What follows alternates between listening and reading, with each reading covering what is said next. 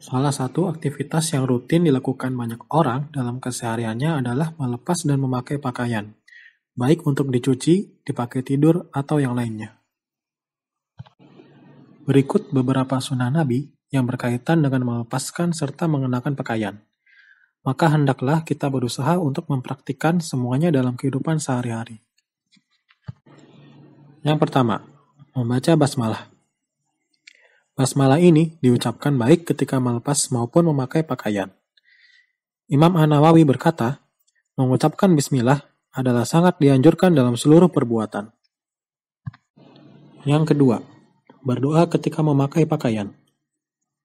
Dalam sebuah hadis disebutkan, apabila Rasulullah hendak memakai pakaian gamis, jubah ataupun sorban, beliau selalu berdoa, Allahumma inni as'aluka min khairihi wa khairi wa suni'alahu wa a'udzubika min syurrihi wa syarri ma suni'alahu.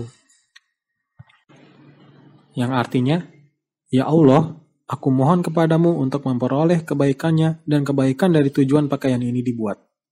Dan aku berlindung kepadamu dari keburukannya dan keburukan tujuan pakaian ini dibuat. Hadis riwayat Abu Daud.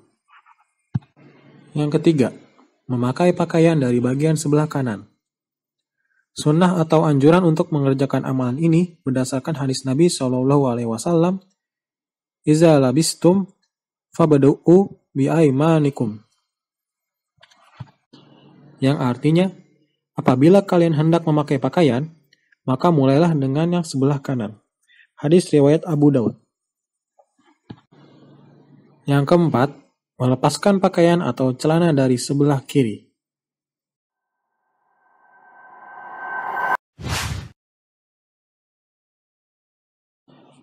Imam An-Nawawi rahimahumullah berkata, dianjurkan membaca basmalah, memperbanyak zikir kepada Allah, dan agar sering memberi salam. Yang pertama, berzikir kepada Allah.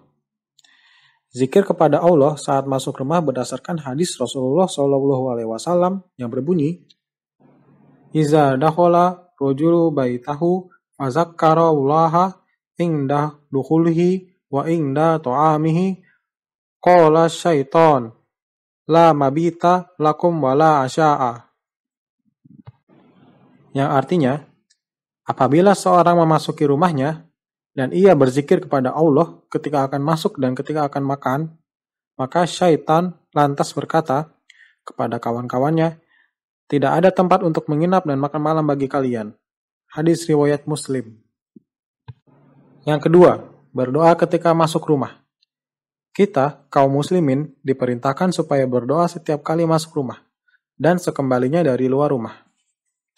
Sunnah atau anjuran untuk mengerjakan amalan ini berdasarkan hadis Nabi SAW yang berbunyi, Allahumma inni as'aluka khairal maulaji wa khairal makhroji bismillahi walajna wa bismillahi khorojna wa alallahi rabbina tawakkalna.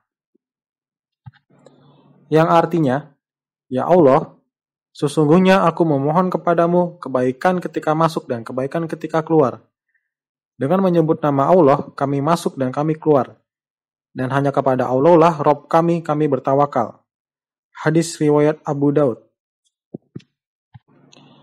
Kemudian, dia dianjurkan supaya memberi salam kepada anggota keluarganya yang pada waktu itu sedang berada di dalam rumah. Dengan doa tersebut, seseorang akan bisa merasakan tawakalnya kepada Allah saat masuk dan keluar rumah. Dan ini akan melahirkan hubungan yang terus-menerus antara hambanya dengan Rabb-nya. Yang ketiga, bersiwak. Anjuran supaya umat Islam melakukan amalan ini berdasarkan hadis yang berbunyi,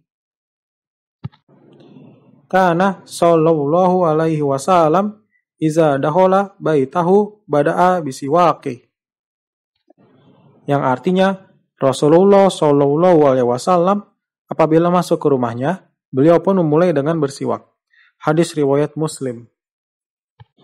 Yang keempat, mengucapkan salam. Berdasarkan firman Allah, Faiza dakhaltum buyutan fasalimu ala anfusikum tahiyatam min indillahi mubarakatan thayyibah. Yang artinya, Apabila kamu memasuki rumah-rumah, hendaklah kamu memberi salam kepada penghuninya, yang berarti memberi salam kepada dirimu sendiri dengan salam yang penuh berkah dan baik dari sisi Allah. Quran Surat An-Nur ayat 61.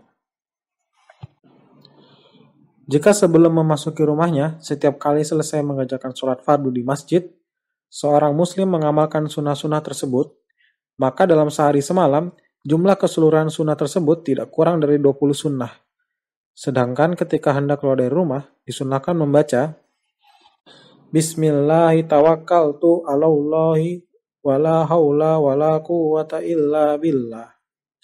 Yang artinya, dengan menyebut nama Allah, aku bertawakal kepada Allah, tidak ada daya dan kekuatan melainkan dengan pertolongan Allah.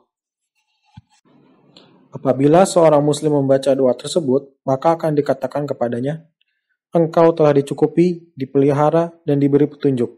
Kemudian syaitan pun menjauhinya. Hadis riwayat Abu Daud dan Tirmizi.